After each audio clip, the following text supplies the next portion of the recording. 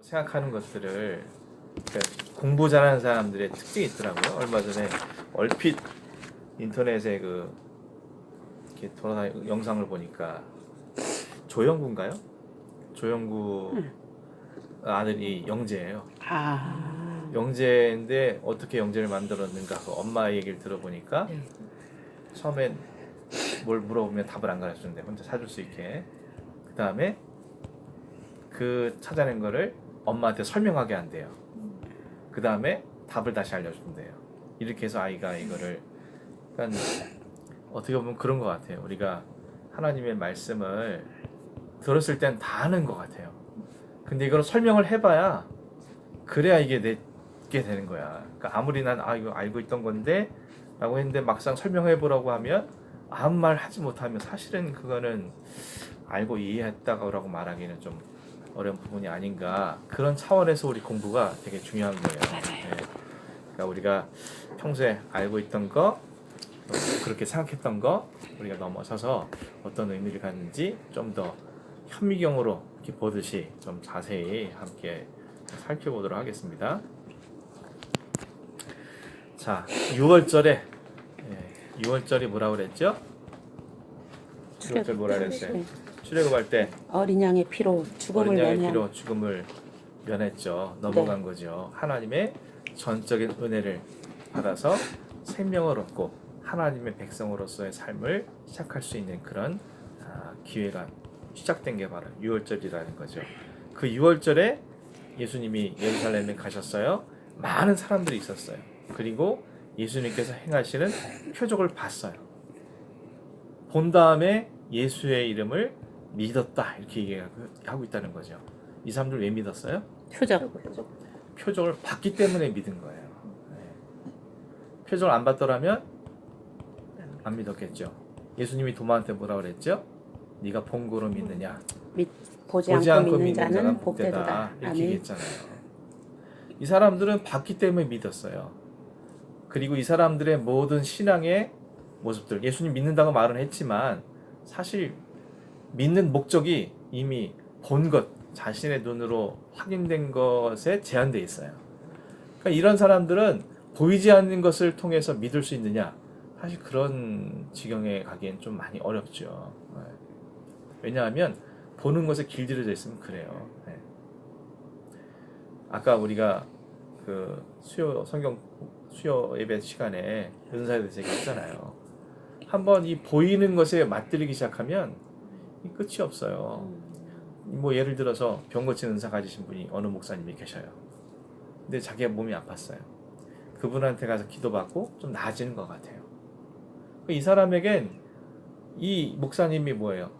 자기에게 보여줬잖아요. 뭔가 경험하게 하고 느껴지게 했잖아요. 그러면 어려움이 생길 때마다, 병이 아플 때마다, 문제가 생길 때마다 항상 그분한테 기도를 받아야만 내가 좀 나아진 것 같고 은혜 받은 것 같고, 이 사람은 다른 방법을 통해서 그런 하나님의 은혜를 경험할 수 있는 그런 가능성이 좀 더 줄어들 수밖에 없는 거죠. 근데 이 사람들이 예수님 믿는다고 막 그랬어요. 난 예수님 믿어요. 막 그랬는데 예수님 뭐라고 생각했어요? 그들에게 의탁하지 않았다. 맡기지 않았다는 거예요. 왜냐? 모든 사람들을 알고 계시다. 또 누구의 증언도 받으실 필요가 없대요. 왜냐? 그 사람들 속에 있는 것을 아셨기 때문이다. 아신 거죠. 이 인간들이 어떤 인간들인지. 심지어 3년 동안 동행했던 제자들도 어떻게 했어요? 다 도망갔죠. 심지어 한 놈은 부인하고 배신하고 팔아버리고. 맞아. 3년 동안 해도 그랬는데 이 보고 믿은 사람들은 오죽하겠어요? 3년 동안 늘 옆에서 말씀을 듣고 기적도 경험하고 옆에서 지켜보고 자신들의 손으로 귀신도 떠나가고 얼마나 많은 것들을 지난 3년 동안 경험한 제자들조차도 그러할진데 이렇게 보고 믿은 사람들은 오죽하겠어요? 예수님은 믿지 못하는 거예요. 인간이 얼마나 연약한 존재인지, 이 사람들이 얼마나 변덕스러운 존재들인지, 얼마나 이 사람들이 정말 아까 우리 권사님 말씀하신 것처럼 주일날 호산나 외치고 3일 만에 못 박아라 그랬던 사람들인데 오죽했겠어요? 그런 사람들에게 예수님은 의탁할 수 없었던 거고, 그런 사람들이 아무리 이분 믿어봐, 예수 믿어봐 막 이래도 그 사람들의 증언을 필요치 않아 하시는 그런 주님이시다라는 것을 확인해 볼 수 있어요. 자, 여러분들은 믿음이 언제 나타난다고 생각하세요? 어려울 때. 내 믿음이 언제 딱 증명된다고 생각하세요? 그 사람 믿음이 있고 없고가 어떻게 판단돼요? 어려울 때 저는.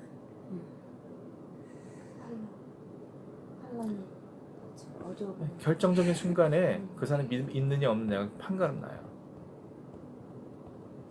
믿음 없는 사람은 결정적인 순간에 인간의 생각을 선택합니다.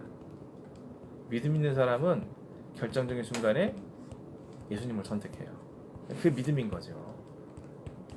근데 이게 뭐 꼭 큰 일뿐만 아니라 사실은 우리의 모든 삶이 그래야 돼요. 내 모든 삶이 믿음으로 드러나야 그 사람 믿음 있는 사람인지.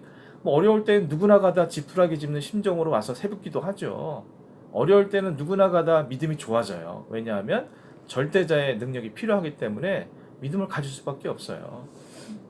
오죽하면 사람들이 정화수 떠나고 달에다가 빌겠어요. 오죽하면 사람들이 그 나무에다가 끈 묶고 놓고 거기다가 절하면서 막 빌겠어요. 오죽하면 돌 하나 쌓으면서 소원 빌겠어요.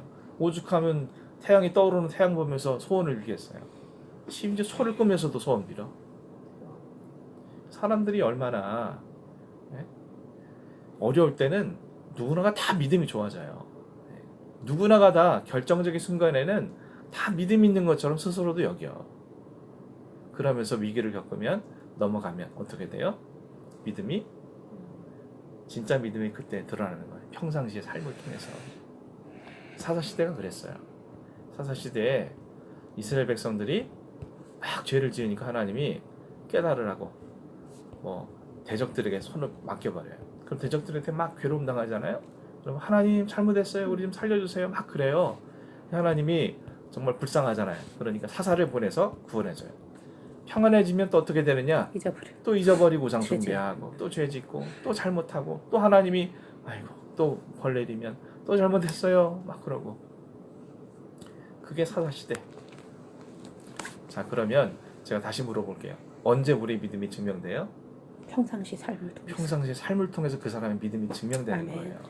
어려울 땐 누구나가 다 믿음 좋아. 저도 뭐 어려울 땐 정말 믿음이 충만해가지고 정말 내가 당장 죽어도 괜찮겠다라는 생각이 들어요. 근데 평안할 때, 문제가 없을 때, 정말 내가 일상의 삶에서 선택하고 결정하는 그 순간에 나는 정말 믿음으로 행하느냐, 안 행하느냐가 우리 믿음을 결정짓게 하는, 또 우리 믿음을 나타내는 그런 척도가 아닐까 그런 생각이 듭니다. 자, 여러분들은 믿음이 있어요, 없어요? 있습니다. 있어요? 네. 평상시 삶을 통해서 막 드러나요? 내가 정말 난 믿음으로 선택하고 믿음으로 결정했어요. 난 믿음 안에서 살기 위해서 몸부림치고 있어요. 그런 마음이 있어요? 아멘. 그렇다면 여러분들 믿음 있는 사람이에요. 아멘. 네, 자꾸 보고 믿으려는 사람들, 뭔가 경험하고 믿으려고 하는 사람들, 뭔가 어려움이 있을 때 그걸 견뎌내게 하고 이겨내는 것을 확인한 다음에 그런 사람들은 예수님 뭐라고 말씀하시냐면 내가 니들 속을 다 알아. 내가 니들 모든 걸 다 안다. 네. 또 한 가지 얻을 수 있는 교훈. 사람들은요, 내가 예수 믿는 거를 되게 중요하게 생각해요. 내가 믿음 있는 걸 되게 중요시 생각한다는 거예요. 그러니까 우리의 믿음, 그러면 보통 우리가 하나님에 대한 믿음, 예수님에 대한 믿음, 성령님에 대한 믿음, 이런 것들로만 우리가 생각을 하죠. 그리고 그 믿음이 참 중요한 건 사실이긴 해요. 그런데 이 말씀 보면서는 어떤 생각을 했냐면, 그럼에도 불구하고 사실 인간들 속에 있는 변덕스러움과 얼마나 기복적인지 다 아심에도 불구하고, 그럼에도 불구하고 우리를 위해서 십자가 못 박혀 죽으러 오셨고, 이 땅에 오시면 제자들이 당신 배신하고 그런 거 다 아심에도 불구하고 내려오셨고, 인간들이 어떤 짓을 할지 다 아심에도 불구하고 십자가 위에 당신의 몸을 내놓으시고, 그 모든 것들은 사실 우리가 예수님 믿는 것보다 그건 당연한 일이죠. 그렇잖아요. 우리가 절대자이신 하나님 믿는 건 당연하죠. 근데 하나님이 예수님께서 우리 믿어주신 거는 정말 그건 기적 같은 일이죠. 나 같은 존재는 어떻게 믿을 게 뭐가 있어요. 아멘. 그럼에도 불구하고 믿어주셔서 미리 값을 치러주셨잖아요. 십자가 아멘. 죽으셨어요. 미리. 하나님께서 미리 값을 치러 주셨어. 아멘. 미리 그냥 선물을 해놓으시고 얘네가 갚으려니 생각하시고 우리 믿음이 중요한 게 아니라 하나님이 날 믿어주셨어. 예수님이 날 믿어주셨어. 성령께서 나에게 믿음을 주셨어. 이런 믿음 안에 사는 사람들이 진짜 믿음의 삶을 살 수 있는 거예요. 아멘. 근데 내 믿음, 그 믿음이 정말 좋은 믿음이에요. 뭐 며칠 안 가면 사라진 믿음이고 며칠 안 가면 무너질 믿음이고 며칠 안 가면 금방 흔들린 믿음인데 우리가 그 믿음을 중요시 한다고 정말 의미가 있을까? 저는 이 세 절을 보면서 그런 우리를 믿어주시는 하나님의 사랑, 우리가 로마서 5장에 나오는 것처럼 우리가 아직 죄인이었을 죄인이었을 때 때 그리스도께서 우리를 위하여 죽으심으로 자기의 사랑을 우리가 확신하시는 확증시켜 줬잖아요. 아멘. 그 믿음을 갖고 살아가게 될 때 우리는 비로소 변화된 진정 그리스도인으로 살아갈 수 있다. 그런 생각을 해볼 수 있죠. 그런데 누가 나왔어요? 니고데모. 바리새인 중에 니고데모라는 사람이 있다. 그는 유대인의 지도자다. 각주를 보니까 사내들인 공회원이다라고 기록을 하고 있죠. 그런데라는 말은 뭔가 반전이 있는 그런 이야기죠. 맞아요. 그런 사람들 속에 특별한 사람, 니고데모라는 사람을 얘기하고 있어요. 사실 오늘 이 3장에서는요, 그의 믿음이 막 훌륭한 그런 모습으로 드러나진 않아요. 맞아요. 그런데 예수님 만난 뒤에 니고데모가 달라졌어요. 진짜 변화됐어요. 예수님 만난 뒤에. 그러니까 예수님 만나고 다시 말하면 거듭나게 된 거예요. 지금 이 사람이 밤에 찾아왔어. 왜 밤에 찾아왔어요? 다른 사람의 눈을 피했어. 자, 지금 사람들은 성전 정화 사건 때문에 난리가 났어요. 예수 때문에. 아니 저런 어디서 듣도 보도 못한 놈이 와가지고 갑자기 막 상 뒤집어엎고 막 자기네들과 결탁되어 있는 그런 상인들을 내쫓고 막 그냥 꾸짖고 막 그랬단 말이에요. 모든 이목이 누구한테 가 있어요? 예수라는 이런 청년한테 가 있는 거예요. 사내들인 공회원들은 이거 웬 그러면서 막 이 모든 시선이 집중되어 있는데 이 니고데모가 한밤중에 찾아갔다라는 건 그런 이 사내들인 공회원으로부터 어떤 자기의 지위를 지키고 자기의 것을 잃어버리지 않기를 바라는 그런 마음. 그러면서도 한쪽에서는 갈망함이 있었던 거예요. 아까 우리 권사님 말씀하신 것처럼 내가 기다리는 메시아가 혹시 이분이 아닐까? 라는 어떤 막연한 그런 어떤 생각을 갖고 사실은 예수님께 자신의 어떤 그런 마음들을 전달하고 싶었던 거예요. 그래서 가자마자 당신이 하나님께로부터 온 것을 나 압니다. 이렇게 얘기를 한 거예요. 그러니까 사실은 이 니고데모라는 사람은 이 주님과 세상을 양다리 걸치고 있는 것과 똑같은 그런 형국이었다는 거예요. 주님도 놓치긴 싫고 그렇다고 내가 누리고 있는 것들 빼앗기긴 싫고 어떤 그런 이중적인 모습으로 지금 찾아와 있다. 예수님 앞에 나와 있다라는 것으로 생각할 수 있어요. 가진 게 많으면요 잃는 거에 대한 두려움도 커요. 가진 게 없으면 잃어버릴 게 두려운 게 없어. 근데 이 니고데모라는 사람은 바리새인이죠, 유대 지도자죠, 사내들인 공회원이니까 돈도 많았겠죠, 명예도 있었겠죠, 많은 것들을 갖고 있는 그런 사람이었어요.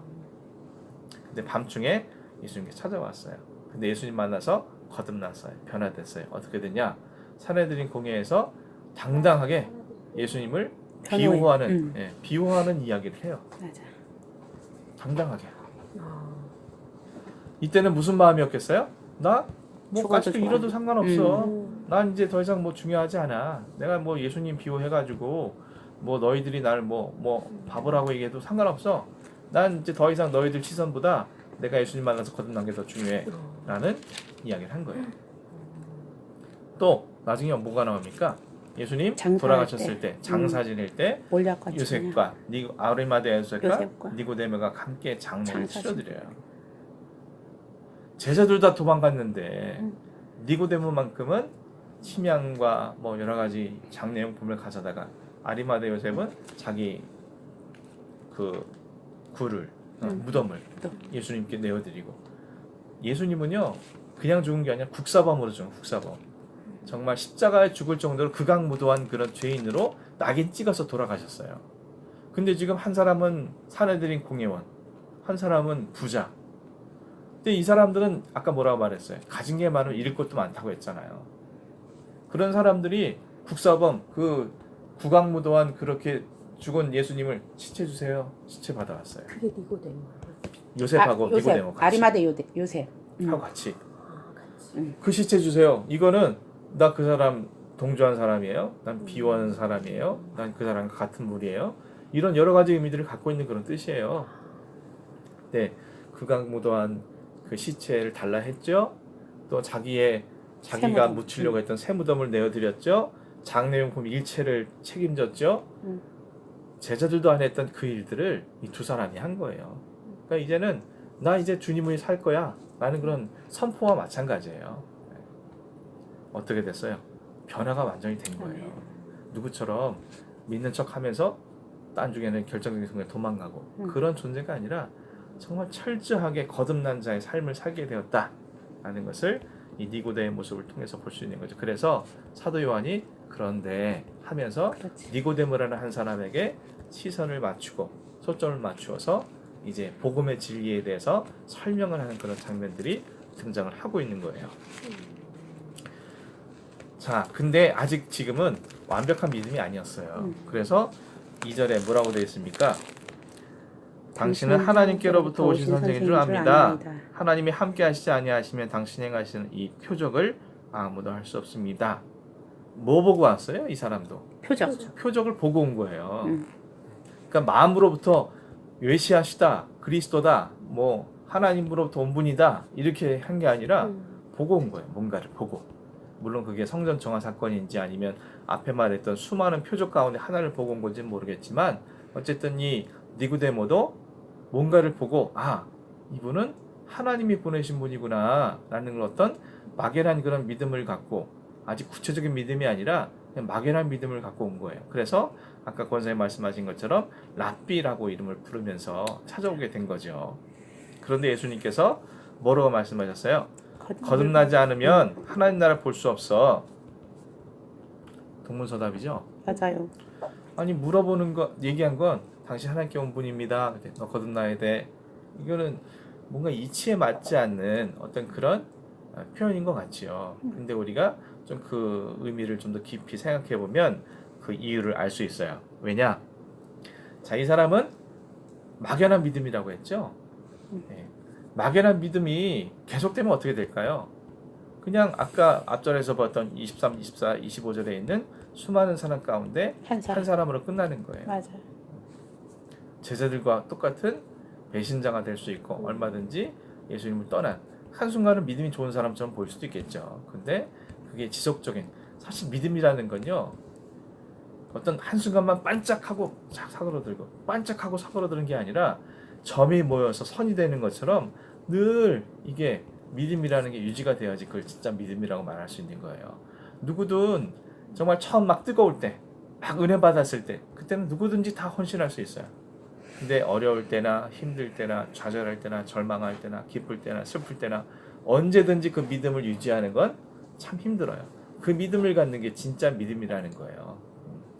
그런데 이 니고데모는 현재 그런 상황이 아니었던 거죠. 그러니까 예수님이 가르쳐 준 거예요. 야, 너 표적 보고 믿는 이 고백은 중요하지 않아. 진짜 고백은 언제나 뭔지 아느니 거듭날 때 가능해지는 거야. 라고 그렇게 예수님을 나의 구주로 진짜로 고백하게 될 때 하나님의 나라에 들어갈 수 있게 되는 거기 때문에 동문서답이 아니라 니고데모를 배려하시고 사랑하시는 주님의 음성을 그에게 들려주신 거죠. 야, 너 거듭나야 된다.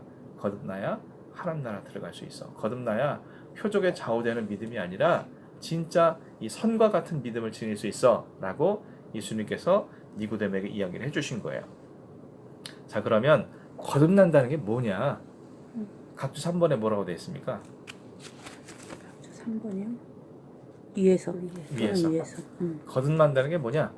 위에서 태어나야 한다. 아멘. 위에서 나지 않으면 하나님 나라 갈 수 없어. 볼 수 없어. 라고 이야기를 하고 있는 거예요. 자, 근데 이 니고데모가 거듭난다는 건 뭐라고 이해했어요? 다시 태어나는 것. 엄마 뱃속에 들어가서 다시 나오는 것으로 착각을 했다라고 이야기를 하고 있는 거죠.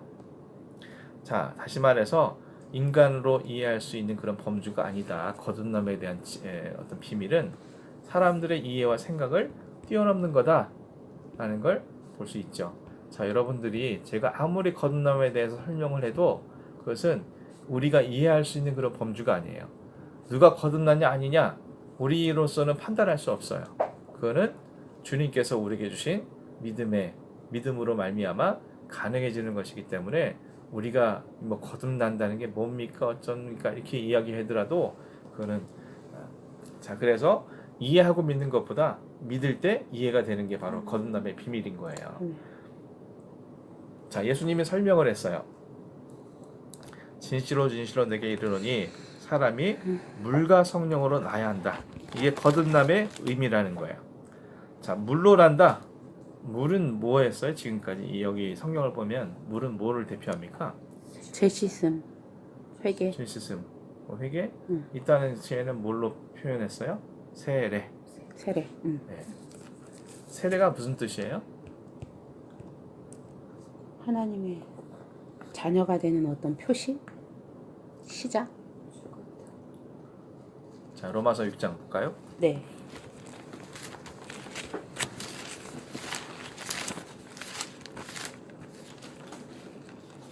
오늘 다 세례 받았는데 또 세례가 뭡니까 물어보니까 뭐라고 설명하기는 해야 될 것 같은데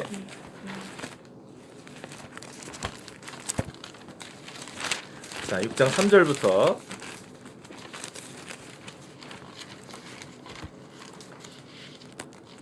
같이 읽을게요. 시작. 무릇 그리스도 예수 합하여 세례를 받은 우리는 그의 죽으심과 합하여 세례를 받는 줄을 알지 못하느냐. 그러므로 우리가 그의 죽으심과 합하여 세례를 받음으로 그와 함께 장사되었나니 이는 아버지의 영광으로 말미암아 그리스도를 죽은 자 가운데서 살리심과 같이 우리로 또한 새 생명 가운데서 행하게 하려 함이라. 여기까지. 아멘. 자, 세례가 뭐라고요? 죽고 사는 것. 이게 세례다. 자, 우리가 고린도서 10장 공부할 때 보았는데요. 거기에선 홍해를 건너는 걸 세례라고 사도 바울이 설명하는 걸 볼 수 있어요. 왜 세례일까요? 나는 죽고 예수로 사는. 자, 홍해 바다가 있어요. 물 가운데로 들어가요. 사실 물이 흐르고 있었던 거죠. 물 속에 들어가면 사람이 어떻게 돼요? 죽어요. 근데 하나님 살 길을 열어주셨죠. 물 밖으로 나와요. 자, 홍해를 건너기 전까지 노예였어요. 물 속에서 죽었어요. 열려서 올라갔어요. 새 사람이 되었어요. 하나님의 신민으로서 그들은 비로소 출발할 수 있게 된 거죠. 세례가 뭐예요? 옛 사람이 나는 죽고 죽은 거예요. 옛 사람 죽고 내가 하나님의 자녀로 새로운 거. 생명을 갖고 살아가게 된 거죠. 이게 바로 세례의 의미라는 거예요. 아멘. 자, 그런데 이스라엘 백성들이 홍해를 건너고 바로 완벽한 그런 신민이 되었어요? 아니요. 아니죠. 네. 이 세례라는 건 출발점에 불과해요. 출발점. 난 이제 과거의 사람은 죽었어요. 난 이제 하나님의 자녀로 살 거예요. 라는 그런 어떤 첫 출발점을 될 수 있지만 완성은 아니에요. 이 사람이 어떤 세례받은 사람으로서 살기 위해선 그 성화의 과정들이 필요한데 이스라엘 백성들이 40년 동안 광야 생활을 했던 것처럼 그 과정들을 통해서 가나안 땅에 들어갈 수 있었던 것처럼 이 광야라는 것이 참 많은 여정들이 있었잖아요. 그죠? 가다 보면 물이 없어가지고 난리쳐서 마라의 쓴물 사건도 있었고 맞아요. 만나 메추라기 사건도 있었고 또 물이 안 나서 반석에서 물이 나는 사건도 있었고 불뱀에 물리기도 하고 얼마나 많은 일들이 있었어요. 정말 수많은 과정들을 통해서 하나님은 그들을 깎아서 하나님의 어떤 신민으로서의 모습을 만들어 가신 것들을 볼 수 있다. 세례를 받았다고 해서 그 순간 우리가 완벽한 그리스도인이 되느냐? 그렇지 않죠. 우리가 세례 받아도 얼마나 이 과정들이 많이 있어요. 하나님은 그 세례를 통해서 우리를 하나님의 자녀가 되는 길은 열어주셨지만 그 뒤로 우리는 그 광야 같은 삶 속에서 때로는 쓴물도 맛보고 때로는 굶주림에도 처해보고 때로는 대적에게 쫓기기도 하고 때로는 불뱀에 물리기도 하고 때로는 원망도 하고 우상 숭배도 하고 수많은 과정들을 통해서 우리가 그리스도인으로 거듭나야 되는데 누구를 통해서만 가능하다? 성령님을 통해서만 아멘. 가능하다. 그래서 물과 성령으로 나지 않으면 안 된다는 말이 바로 거기에 들어있는 의미다라는 것을 볼 수 있어요. 예수님이 니고데모한테 설명을 해주시는 거예요. 야, 너 거듭나야 된다. 거듭나는 건 어떤 거냐면 너 세례를 통해서 네 과거가 죽고 새로운 생명으로 살아나는 거야. 그리고 그리스도인답게 세례받은 자답게 살 수 있도록 성령님 안에서 날마다 거듭나는 삶을 경험하는 것이 바로 믿는 자의 모습이야. 그런 사람들만 하나님 나라 볼 수 있고 그런 사람들만 들어갈 수 있어 라는 것을 예수님께서 설명을 해주신 거다. 아멘. 이것을 믿게 되었을 때 우리가 알고 있는 이후의 니고데모의 삶이 완성되게 된 거다라는 것을 볼 수 있는 거죠. 아멘. 이것은 이 니고데모가 예수님의 말씀을 듣고 그것이 자신의 마음에 감동이 되고 믿어져서 그것을 통해서 그가 전혀 새로운 인생을 살게 되었다. 밤에 찾아왔지만 밤이 어떻게 됐어요? 백주 대낮에 수많은 사람들 앞에서 예수님을 비유하고 예수님의 시신을 가져갈 수 있는 용기 있는 그리스도인으로 만들어가는 그런 통로가 되었다라는 것을 우리는 볼 수 있는 거죠. 아멘. 자, 저와 여러분은 거듭나야 돼요. 그죠? 아멘. 그러기 위해서는 우리가 세례자의 삶이 있어야 되고 또 거듭난 자의 삶을 우리가 날마다 우리의 삶을 통해서 완성은 아니에요. 우리는 아직 주님이 우리를 부르셔서 하나님 앞에 설 때까지 그 누구도 자신할 수 없어요. 맞아. 예. 그 과거에 대도라고 불렸던 사람이 있었어요. 대도 누군지 아세요? 나도 이름 기억 안 나서 물어본 건데 빨리 찾아봐. 이거. 하여튼 그 대도라고 불렸던 그래서 부잣집만 이렇게 털었던 그런 그 도둑이 있었어요. 이 사람이 감옥에서 예수 믿었어요. 은혜 받았어요. 목사가 됐어요. 목사가 돼서 뭐 할게요? 또 도둑질했어요. 또 끌려갔어요. 또 풀렸어요. 또 도둑질했어요. 또 들어갔어요. 목사가 되었던 그 순간만큼은 난 구원받았어. 내가 하나님 나라에 천국 갈 거야. 라고 생각을 했지만 어떻게 됐어요? 결국엔 또 죄 짓고 또 잘못하고 감옥에 또 들어가고 하나님 광도 가리고 아나니아 삽비라가 있었어요. 우리가 맞아. 잘 아는 예. 두 사람이 집 팔고 밭 팔았어요. 그때만큼은 내가 주님을 위해서 뭐든지 할 수 있어. 내 가진 거 다 내가 주님께 드릴 수 있어. 내가 정말 못할 게 없어. 믿음이 충만해가지고 온 세상이 다 내가 하나님 나라에 대한 어떤 갈망함으로 막 그렇게 좀 충만한 삶을 살았을 거예요. 근데 돈을 감춰뒀어요. 그래서 죽었어요. 둘 다. 죽은 그 순간 그 사람들은 천국 갔을까요? 지옥 갔을까요? 성령을 속인 죄로 한날에 한시에 둘 다 죽었어요. 남편 이렇게 장사하고 들어오자마자 바로 끌고 또 데리고 나갔어요. 그 부인의 시체를. 누가 알았겠어요? 그 파는 걸 옆에서 본 사람들은 난 저런 신앙인 되어야 돼. 저 정도 믿음만 있으면 좋겠어 라고 얘기하지 않았겠어요? 그런데 결과는 뭐예요? 저나 여러분들이 나 구원받았다고 함부로 말할 수 없어요. 나 믿음 충만하다고, 나 믿음 좋다고 우리가 함부로 말할 수 없어요. 우리같이 연약한 인간들이 언제 예수님 배신하고 도망갈지 몰라요. 그러니까 하나님 앞에 설 때까지 겸손해야 돼. 늘 겸손하게, 늘 하나님 앞에 애통하는 마음으로, 늘 가난한 심령으로, 늘 하나님 앞에 정말 바짝 엎드려가지고 그런 믿음을 삶을 살아야 되는데 조금만 뭐 내가 한 것 같으면 막 갑자기 막 높아지고 뭐 조금만 한 것 같으면 그냥 교만해져가지고 막 큰 소리 치고 막 조금만 한 것 같으면 내 믿음이 충만한 것 같아가지고 막 스스로 뿌듯해하고 이런 어떤 그런 자리에서 날 자꾸 끌어내려야 돼. 야, 너 그러면 안 돼. 너 목소리 낮춰야 돼. 너 하나님 앞에 겸손해야 돼. 너 하나님 앞에 네 자신을 자꾸 굴복시켜야 돼. 제가 말씀드렸죠. 사도 바울도 자신의 몸을 쳐서 복종시켰대요. 이 친다는 게 그냥 살짝 치는 게 아니야. 멍이 들 정도로. 멍둥이는 자기 몸을 칠 정도로 자기를 계속 쳐가지고 넌 그러면 안 돼. 사도 바울이 얼마나 말도 잘하고 지식도 많고 능력도 많았어요. 얼마나 이 사람이 자랑할 게 많아요. 근데 매일 치는 거야. 쳐서 너 그러면 안 돼. 너 겸손해야 돼. 너 그러면 너 큰일 나. 말마다 자기 몸을 쳐가지고 하나님 말씀에 자꾸 굴복시키는 거예요. 사도 바울도 그럴진데 우리 같은 연약한 인간들이 뭐 내세울 게 있다고, 자랑할 게 뭐 있다고. 그래서 가끔 저는 우리 교회 보시는 목사님들 얘기하면 되게 좀 낯뜨거울 때가 있어요. 뭐 교회가 커졌다, 뭐 교회가 아름답다, 뭐 목사님 수고하셨다 그러면 사실은 한 것도 없는데, 그리고 내가 뭐 잘하는 것도 없는데 그런 말씀을 하시니까 좀 약간 욕하는 것 같기도 하고 좀 낯뜨거울 때가 좀 많이 있어요. 우리가 겸손함의 자리에서 벗어나지 않는 게 신앙생활 잘하는 거예요. 그러니까 우리가 하나님 앞에 물과 성령으로 거듭난 자로서 인정받을 때까지 겸손함을 잃지 않고 늘 낮은 자리에서 주님을 닮아가기 위해서 십자가 지고, 십자가를 제가 자꾸 말씀드리죠. 그거는 사람이 아니에요. 나 속속인 사람, 내 십자가, 이게 아니고, 힘든 인생사, 내 십자가 아니에요. 십자가는 소망과 생명과 사랑이에요. 날 위해 십자가 져주신 주님의 은혜를 통해 짊어지고, 주님의 사랑을 통해 짊어지고, 주님의 그 한량없는 놀라운 그 은혜를 바라보면서 살아가는 거. 그러면서 주님의 길을 따라가는 게 신앙생활이에요. 근데 우리가 자꾸 등에 있는 짐만 보니까 힘든 거예요.